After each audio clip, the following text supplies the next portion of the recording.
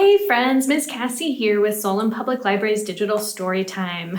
This month we're talking all about friendship, and this week we are going to talk about imaginary friends. But first we need to sing our welcome song, and we need to get our clapping hands ready. So we're going to wiggle our fingers and shake our hands and rub them together really fast, and put them on our knees.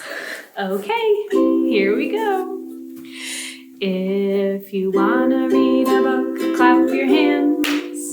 If you wanna read a book, clap your hands. If you wanna read a book, have a seat and take a look. If you wanna read a book, clap your hands. What do we do after we clap our hands? That's right, we stomp our feet. If you wanna read a book, stomp your feet. If you wanna read a book, stomp your feet. If you wanna read a book, have a seat and take a look. If you wanna read a book, stomp your feet. What do we do after we stomp our feet? That's right, we twirl around. If you wanna read a book, twirl around. If you wanna read a book, twirl around. If you wanna read a book, have a seat and take a look. If you wanna read a book, twirl around. All right, for our last verse, we'll be as quiet as we can, and we're gonna whisper, hooray. If you wanna read a book, whisper hooray, hooray. If you wanna read a book, whisper hooray, hooray. If you wanna read a book, have a seat and take a look. If you wanna read a book, whisper hooray, hooray. Our theme song this month is Friend of Mine, and we are going to be clapping and tapping and shrugging and smiling. Here we go. Will you be a friend of mine, friend of mine, friend of mine? Will you be a friend of mine and clap along with me? Will you be a friend of mine, friend of mine, friend of mine? Will you be a friend of mine and tap your nose with me? Will you be a friend of mine, friend of mine, friend of mine? Will you be a friend of mine and shrug your shoulders with me? Will you be a friend of mine, friend of mine, friend of mine? Will you be a friend of mine and smile big with me? Yay! Our first book today is called The Adventures of Beagle, the Unimaginary Friend, written and illustrated by Dan Santat. I wonder what an unimaginary friend is. I guess first, what is an imaginary friend? Yeah, an imaginary friend is a friend that is pretend, right? A pretend friend. But this beagle is an unimaginary friend? I wonder what that means. Let's read and find out. He was born on an island far away where imaginary friends were created. Here they lived and played, each eagerly waiting to be imagined by a real child. Oh, look at all those fun, different imaginary friends. Every night he stood under the stars, hoping for his turn to be picked by a child and given a special name. He waited for many nights. Oh, look, that cat friend got picked, right? And here's Beagle. Beagle is the white friend with the crown on his head. But Beagle's turn never came. His mind was filled with the thoughts of all the amazing things that were keeping his friend from imagining him. Look, here's a friend who's playing soccer, who's reading books, who's playing guitar, who's juggling, who's baking cakes. That kind of friend might be too busy to imagine a friend. So rather than waiting, Beagle did the unimaginable. What's he doing? Yeah, he's in a boat. He's going somewhere. He sailed through unknown waters and faced many scary things. Oof, look at how big those whales are. But thinking about his friend gave him courage to journey on. Can you look brave? What does it look like to be brave? Yeah, I can do it, right? Until he reached the real world. The real world was a strange place. No kids were eating cake. No one stopped to hear the music. And everyone needed nap time. Yes, that does kind of sound like real life, doesn't it? Then finally, he saw something familiar. So he followed. What did he see? A tail. An imaginary friend's tail? He had a good feeling about this place. Where is he? Yeah, he's on a playground with lots of kids and their imaginary friends. I recognize some of these friends from earlier in the book. We have a big cloud. There's the cat friend, a giant octopus. There's the lizard-looking friend with the tail that Beagle followed to the playground. So he looked everywhere, but he could not find his friend. So he climbed to the top of a tree and looked out, wishing and hoping his friend would come. So he's looking and looking and hoping.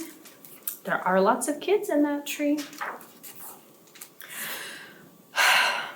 But no one came. He thought about how far he'd come and how long he'd waited, and he felt very sad. Can you make a sad face? Yeah, he felt sad. But then he heard a noise below. Hello! Look, that girl is asking for help. Her paper had flown away, and so Beagle handed it to her. Her face was friendly and familiar, and there was something about her that just felt right. At first, they weren't sure what to do. Neither of them had made a friend before. But after a little while, they realized they were perfect together. And look, she gave him his name, Beagle, and her name is Alice. Beagle and Alice had many new adventures. They shared their snacks. What are they eating for snack? Cupcakes, yum! They told funny jokes. And the world began to feel a little less strange. Oh, look at all that art they made together. Oh, that looks like fun. And another friend has come over. 2 more friends, a friend and his imaginary friend. And together they did the unimaginable. What did they do? They went on adventures together. The end. Since our friend Beagle wore something very special on his head, what did he wear? A crown, that's right. Since Beagle wore a crown, we are going to sing the hat song, but instead of hat, it's going to be about a crown. And so you can make a crown with your fingers. You can have these three. These are the points of the crown. And we're going to wear our crown in different spots. You ready? Get your crown ready. We're going to start on our head. Let's see, can we do it kind of at an angle like Beagle's crown? On my head, I wear my crown. It is such a silly crown that my head wibble wobbles to and fro. Where else can my silly crown go? What do you think? Where should our crown go next? What about our ear? On my ear, I wear my crown. It is such a silly crown that my ear wibble wobbles to and fro. Where else can my silly crown go? Where do you think our crown should go next? What about on our knee? Right here. On my knee, I wear my crown. It is such a silly crown that my knee wibble wobbles to and fro. Where else can my silly crown go? What about on our belly? On my belly, I wear my crown. It is such a silly crown that my belly wibble wobbles to and fro. Where else can my silly crown go? What do you think? Should we put it on our hands? On my hands, I wear my crown. It is such a quiet crown that my hands don't wiggle, they just go clap. Then I fold them in my lap. Yay! We're going to sing another song, and this is kind of like a song about an imaginary friend. It's called My Shadow Likes to Move. Have you ever played a game with your own shadow? Yeah, on a very sunny day, you can see your shadow on the ground, and if you move, what does your shadow do? Yeah, your shadow moves too. And you can play games with other friends and their shadows. Have you ever played shadow tag? That's when you run and you try to step on other people's shadows to tag them. So we're gonna sing the song, My Shadow Likes to Move. And we are gonna do some actions. First, we're just gonna kind of move around in different ways. And then our shadow we and our shadows are gonna march. Yeah, good job. Then we're gonna bend. And then we're gonna reach. And then we're gonna sit. Okay, here we go. Oh, my shadow likes to move just like me. My shadow likes to move just like me. Oh, everything I do, yes, my shadow does it too. Oh, my shadow likes to move just like me. Oh, my shadow likes to march just like me. Oh, my shadow likes to march just like me.